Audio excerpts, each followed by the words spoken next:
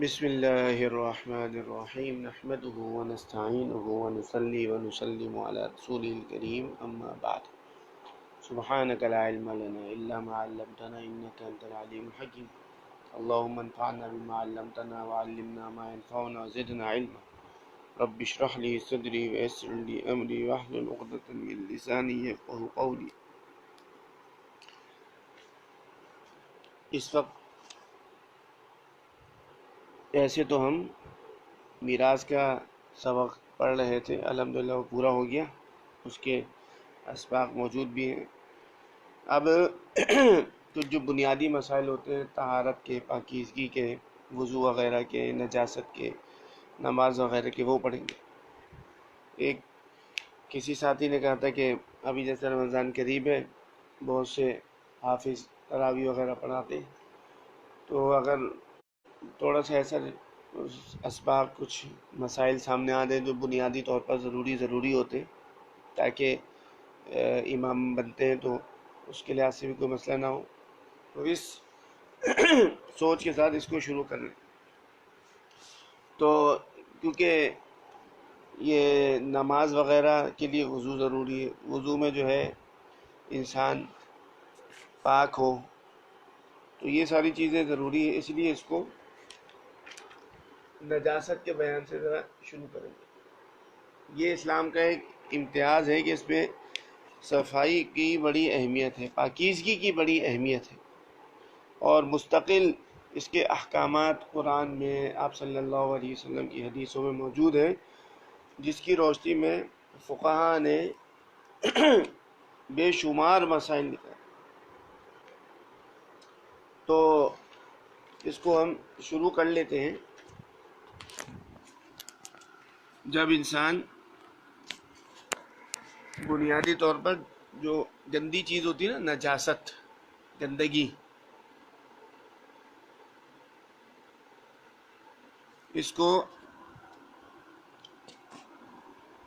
دو قسمیں ہیں بنیادی طور پر، ایک حکمی ہے، ایک حقیقی ہے۔ حکمی یعنی دیکھنے میں تو کوئی ایسی گندگی نجاست وغیرہ نہیں لگی، لیکن شریعت کا حکم ہے کہ یہ چیز ناپاک ہے۔ اور حقیقی وہ جو نظر بھی آئے۔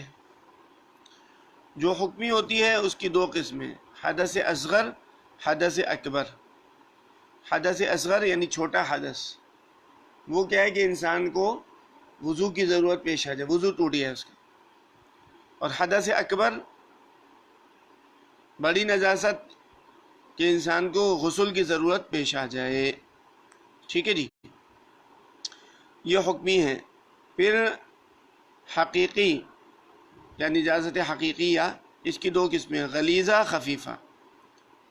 غلیظہ کہ شریعت میں اس کا حکم ذرا سخت ہے، وہ نجاست زیادہ سخت شمار ہوتی ہے۔ اور خفیفہ جو اس درجے کی نہیں ہے، تھوڑی سی ہلکی ہے اس کے مقابلے میں۔ یہ نہیں کہ خفیفہ تو چلو بھائی اس کو انسان جو ہے لت پت کر لے، یہ مقصد نہیں ہوتا۔ پھر جو غلیظہ ہے اس میں دو قسمیں بنیں گی، بہنے والی چیز ہوگی یا گاڑھی چیز ہوگی۔ کوئی بہنے والی چیز ہو تو روپے کے برابر، جس کو درہم کہتے ہیں، یا اس سے کم ہو تو معاف ہوگی۔ روپے کی مثال یہ لکھی ہے کہ انسان اپنے ہتھیلی میں جو ہے پانی رکھے، اور یہ سیدھا ہتھیلی ہوگی نا، اس میں جتنا پانی کھڑا ہو جائے، اس کے گولائی میں جتنا کھڑا ہو جائے وہ روپیہ کہا جاتا ہے۔ تو اتنی ہو یا اس سے کم ہو، معاف ہوگی۔ معاف ہونے کا مطلب جیسے انسان نے نماز پڑھی اور نماز کے بعد دیکھا یار یہ تو گندگی لگی ہوئی تھی، تو اب یہ دیکھا جائے گا کہ چلو اگر اتنی یا اس سے کم ہے تو معاف ہے، نہیں نماز ہو گئی، دہرانے کی ضرورت نہیں ہے۔ یہ مطلب نہیں کہ اس طرح لگا رہنے دے اور زندگی ایسی گزارتا رہے۔ اور گاڑی چیز ہو کوئی، جیسے بیٹ وغیرہ، تو 4.5 ماشا یا اس سے کم ہو تو معاف ہے۔ اس کا بھی یہی حکم معافی کا کہ نماز پڑھ لی، اس کے بعد دیکھا کہ ایسی کوئی چیز لگی ہوئی تھی، تو اب اتنی یا اس سے کم ہو 4.5 ماشا سے تو وہ معاف شمار ہوگی۔ 4.5 ماشا نہیں، 4.5 گرام، اور اس سے زیادہ ہو تو نماز نہیں ہوگی، دوبارہ پڑھنا ہوگا۔ یہ تو غلیظہ کا حکم ہے۔ اور پھر ہوتی ہے خفیفہ، جس کی تھوڑی کم ہے۔ اب یہ 1/4 سے کم ہو تو معاف ہے، اور 1/4 سے بڑھ جائے تو معاف نہیں ہے۔ اس کا بھی یہ مطلب ہے، مطلب جیسے نماز پڑھی پتہ چلا نجاست خفیفہ لگی ہوئی تھی، تو اب دیکھے گا کہ کپڑے وغیرہ پہ لگی ہے تو اس کے چوتھائی سے کم ہے تو معاف ہے، زیادہ ہے تو معاف نہیں ہے۔ یہ ایک بنیادی وہ ہیں۔ اب ان کے مسائل بہت ہیں، تو مسائل ہم وہ سنتے رہتے ہیں، ٹھیک ہے جی۔ تو عام طور پر یہی کہا جاتا ہے کہ بھائی نجاست جو ہے نا ایک غلیظہ ہے ایک خفیفہ ہے، ٹھیک ہے۔ اب خون ہے، جو بہتا ہوا خون ہوتا ہے ذبح وغیرہ کے وقت جو نکلتا ہے، انسان کا جو نکلتا ہے کسی کا بھی، اور آدمی کا پاخانہ، پیشاب، منی، شراب، کتے بلی کا پاخانہ، پیشاب، سور کا گوشت، اس کے بال، ہڈی وغیرہ، اس کی ساری چیزیں، اور گھوڑے، گدھے، خچر کی لید یعنی ان کی بیٹ وغیرہ ان کا پخانہ، اور گائے، بیل، بھینس وغیرہ کا گوبر، اور بھیڑ بکری وغیرہ کی بینگنی۔ خلاصہ یہ کہ سب جانوروں کا پخانہ، چاہے وہ جانور حلال ہوں جیسے بکری گائے وغیرہ یا حلال نہ ہوں، اور مرغی، بطخ، مرغابی، یہ تین، ان کی بیٹ، اور گدھے، خچر، سب حرام جانوروں کا پیشاب بھی۔ تو سارے جانوروں کا پخانہ اور حرام جانوروں کا پیشاب یہ سب نجاست غلیظہ میں ہیں، ٹھیک ہے جی۔ خون، آدمی کا پیشاب پخانہ وغیرہ، منی، شراب، اور سارے جانوروں کا پخانہ اور حرام جانوروں کا پیشاب، یہ سب نجاست غلیظہ ہے۔ اچھا، چھوٹے بچہ جو ہوتا ہے نا دودھ پیتا، اس کا جو پیشاب پخانہ اس کا بھی یہی حکم ہے، ٹھیک ہے۔ اچھا، اب حرام پرندوں کی بیٹ، حرام پرندے یہ چیل وغیرہ، اور حلال جانوروں کا پیشاب، یہ فرق ذرا ضروری ہے۔ حرام جانوروں کی بیٹ، حلال جانوروں کا پیشاب جیسے بکری، گائے، بھینس وغیرہ، اور گھوڑے کا پیشاب نجاست خفیفہ ہے، ٹھیک ہے جی۔ تو جتنے جانور ہیں ان کا پخانہ تو نجاست خفیفہ ہے، اور جو حلال جانور ہیں ان کا پیشاب یہ نجاست خفیفہ میں آئے گا، ٹھیک ہے جی۔ اور حرام جانوروں کا پیشاب یہ نجاست۔ اچھا، ہم نے اوپر ذکر کیا تھا کہ مرغی، بطخ، مرغابی کی بیٹ یہ بھی نجاست خفیفہ ہے۔ مرغی، بطخ، مرغابی، اس کے علاوہ جو حلال پرندے ہیں نا، کبوتر ہے، چڑیا، مینا وغیرہ، ان کی بیٹ پاک ہوتی ہے۔ چمگادڑ کا پیشاب اور بیٹ وغیرہ بھی پاک لکھا ہے، ٹھیک ہے۔ اب اس کا حکم یہی ہے کہ نجاست غلیظہ میں اگر پتلی بہنے والی چیز کپڑے بدن میں لگ جائے تو اگر پھیلاؤ میں روپے کے برابر ہے یا اس سے کم ہے تو معاف ہوگی۔ معاف ہونے کا مطلب یہی کہ دھوئے بغیر اگر نماز پڑھ لی تو نماز ہو جائے گی، یہ نہیں کہ اس کو ایسی ہی رہن دے، یہ نہ دھونا ایسی باقی رکھنا یہ اچھا نہیں ہے، مکروہ ہے یہ۔ ہاں، اگر روپے سے زیادہ ہو تو جائز نہیں ہوگا، نماز نہیں ہوگی۔ اور کوئی گاڑی چیز لگ جائے نجاست غلیظہ میں سے، جیسے پخانہ ہے، مرغی وغیرہ کی بیٹ ہے، یا حرام جانوروں کا جیسے پخانہ وغیرہ، تو وزن میں 4.5 ماشے اس سے کم ہو تو معاف ہے، یعنی بغیر دھوئے نماز پڑھ لی تو نماز ہو جائے گی، یا نماز کے بعد پتہ چلا اتنی تھی تو جائز ہوگی۔ اور اس سے زیادہ لگ جائے 4.5 ماشا سے تو بے دھوئے نماز نہیں ہوگی، ٹھیک ہے، دوبارہ پڑھنی ہوگی۔ اور نجاست خفیفہ کپڑے یا بدن میں لگ جائے تو جس حصے میں لگی، یہ ضروری پورا بدن یا پورا کپڑا نہیں، جس حصے میں لگی ہے اس کے چوتھائی سے کم ہو تو معاف ہوگی، اور پورا اگر چوتھائی ہو گیا یا اس سے زیادہ ہو گیا تو معاف نہیں، یعنی آستین الگ شمار ہوگی، کلی میں لگی وہ الگ ہے، ٹھیک ہے، دوپٹہ وہ الگ شمار ہوگا، ان سب کی چوتھائی سے کم ہو تو معاف ہے۔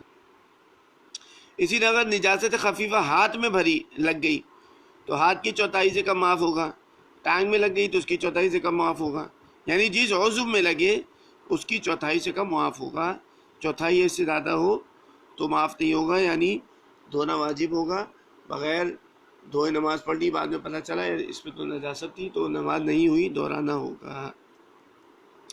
اچھا، یہ نجاست غلیظہ فرض کریں کسی پانی وغیرہ میں گر گئی تو پانی بھی نجس غلیظ ہو جائے گا، اور نجاست خفیفہ پڑ گئی تو پانی بھی نجس خفیف ہو جائے گا، اس پانی کی سیکھ لگ گیا تو نجاست خفیفہ اور نجاست غلیظہ کا حکم لگے گا۔ اچھا جی، ایسی چیزیں جس میں رہنے والا خون نہیں ہوتا، جیسے مچھلی ہے، مکھی ہے، کھٹمل وغیرہ مچھر ہے، تو نجس نہیں ہے، ٹھیک ہے جی، جو بہنے والا خون نہیں ہوتا۔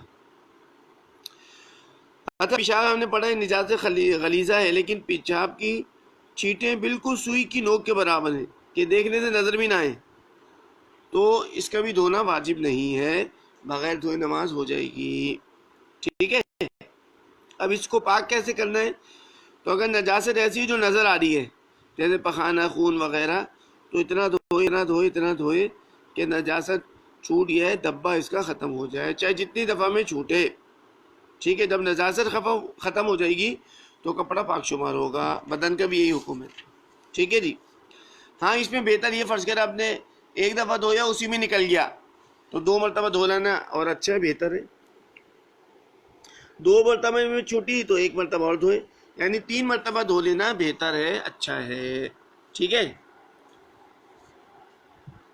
اچھا، اب ایسا ہوتا ہے کہ نجاست تو چلی گئی، اس کی بدبو رہ گئی، دھبا رہ گیا، تو کپڑا پاک شمار ہوگا، دھبا چھوڑانا، بدبو دور کرنا ضروری نہیں ہوگا، ٹھیک ہے۔ یہ تو وہ چیز ہے جو نظر آ رہی تھی، پخانہ وغیرہ۔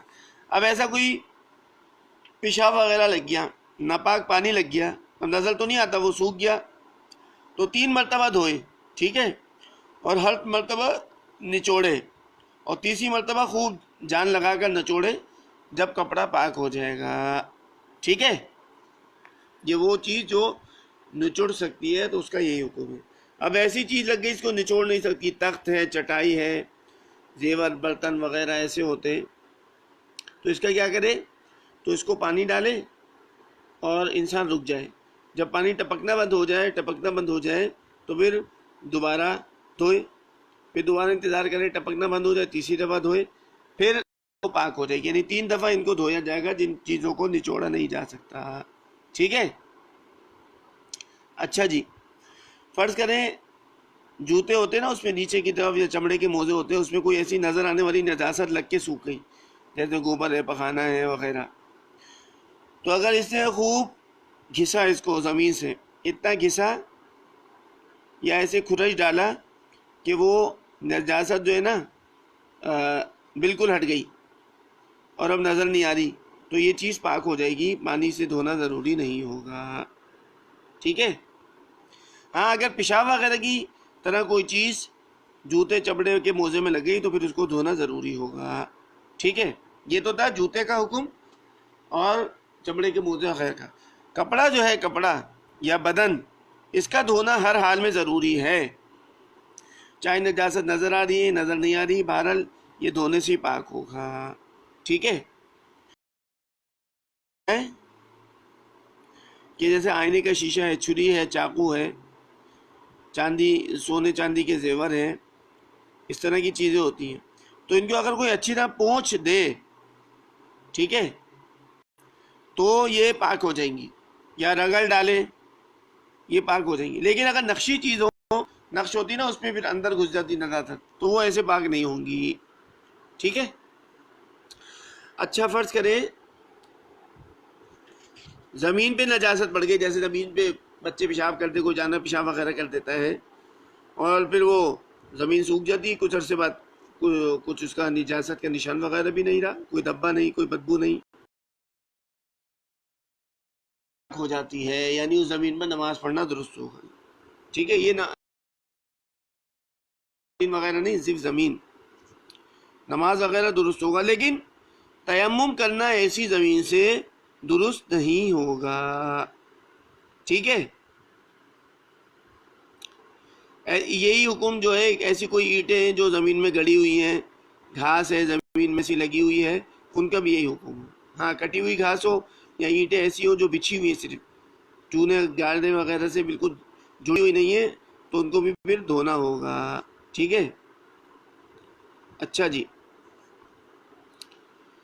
فرض کریں ہاتھ میں نجاست لگی تھی، کسی نے اس کو چاٹ لیا، بعض ہوتے نا بچے آگے چاٹ لیا کچھ، یا دودھ پلاتے ہوئے جو ہے بچے نے الٹی کی، اسی کو چوس لیا، تو یہ کرنا تو منع ہے، چاٹنا منع ہے، لیکن اگر کر لیا تو چیز پاک ہو جائے گی، ٹھیک ہے۔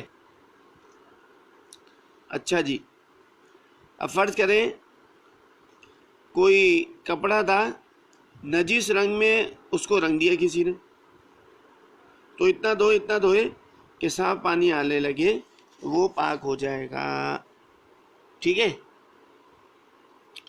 اچھا جی، فرض کرے انسان جو ہے نا جیسے وضو کر کے آیا ہے، پاؤں گیلے ہوتے نا، اور وہ ناپاک زمین پر چل گیا، اب یہ پاک ہوگا ناپاک ہوگا؟ تو اگر پاؤں کے پانی سے زمین اتنی بھیگ جائے کہ زمین کی کچھ مٹی یا نجس پانی پیر وغیرہ میں لگ جائے تو وہ بھی نجس ہو جائے گا، ٹھیک ہے جی۔ اچھا، بعض دفعہ فرض کریں کسی نے مہندی لگا لی، ناپاک مہندی، تو اب 3 دفعہ اچھی طرح ہاتھ دھو لے، پاک ہو جائے گا، رنگ چھڑانا ضروری نہیں ہے، ٹھیک ہے جی۔ اچھا، اب یہ کریں، کتا ہے نا، کتا، اس کا لعاب نجس ہے، خود کتا نجس نہیں ہے، فرض کریں کتا سوکھا ہوا تھا، اس کے جسم کے اوپر کوئی ناپاکی وغیرہ نہیں تھی، وہ بدن سے لگ گیا، چھو گیا، تو وہ بدن نجس نہیں ہوگا، ٹھیک ہے، ہاں اس کا لعاب جو ہے نجس ہے، ٹھیک ہے۔ اچھا، ایک یہ مسئلہ بھی ہے، فرض کریں کہ لکڑی کا کوئی تخت ہے، موٹا سا ہوتا ہے نا، اب وہ ایک طرف سے جو ہے نجس ہے، دوسری طرف سے پاک ہے، اگر وہ اتنا موٹا ہے کہ بیچ سے چڑ سکتا ہے تو اس کو پلٹ کر دوسری طرف نماز پڑھنا درست ہوگا، ٹھیک ہے۔ بہرحال مسائل تو بہت زیادہ ہیں، یہ کچھ نجاست کے حکمیہ حقیقیہ، پھر حدث اصغر، حدث اکبر، پھر حقیقیہ کی غلیظہ ہے، خفیفہ ہے، غلیظہ میں بہنے والی چیز روپے کے برابر اس سے کم ہو تو معاف ہے، گاڑی چیز 4.5 ماشا ہے، 4.5 ماشا سے کم ہو تو پھر یہ جو ہے پاک ہوگی۔ پاک ہونے کا مطلب یہی ہے کہ نماز کے بعد پتہ چلا اور پھر دیکھا تو لازمی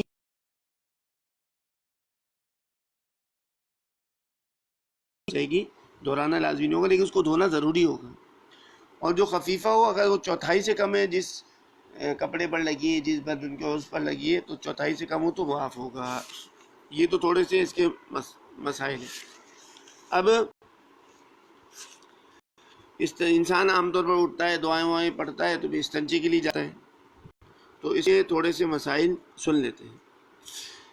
اب آج کل تو ایسے جیسے عام طور پر نلوں میں پانی ہوتا ہے، بس انسان جاتا ہے، نل کھولتا ہے اور ہاتھ پاؤں دھو لیتا ہے، لیکن پہلے زمانے میں ابھی بھی گاؤں دیہات میں گھروں میں بھی انسان جو ہے پانی بھر کر رکھتا ہے، ٹھیک ہے، برتن میں، لوٹے وغیرہ میں، تو جیسے انسان سو کر اٹھے تو فوراً جو ہے نا اپنے ہاتھ اس پانی میں نہیں ڈالے، چاہے ہاتھ پاک ہی کیوں نہ ہو، ناپاک تو بالکل نہیں ڈالنے، پاک کو بھی ڈالنے سے پرہیز کرے، بلکہ پہلے جو ہے ان ہاتھوں کو گھٹوں تک دھو لے، ٹھیک ہے، گھٹوں تک دھو لے، پہلے دائیں ہاتھ دھو لے، بائیں ہاتھ دھو لے، پھر جو ہے نا اس کو اب کسی مٹکے وغیرہ میں یا کسی ٹب وغیرہ میں ہے تو اب اس میں ڈالے، اور اگر ایسا نہ ہو، فرض کریں کوئی ایسا برتن نہیں ہے تو بالکل تھوڑا سا کسی طرح نکالے کہ زیادہ ہاتھ اس میں نہ جائے، انگلیوں وغیرہ سے نکال کے دائنا ہاتھ دھو لے،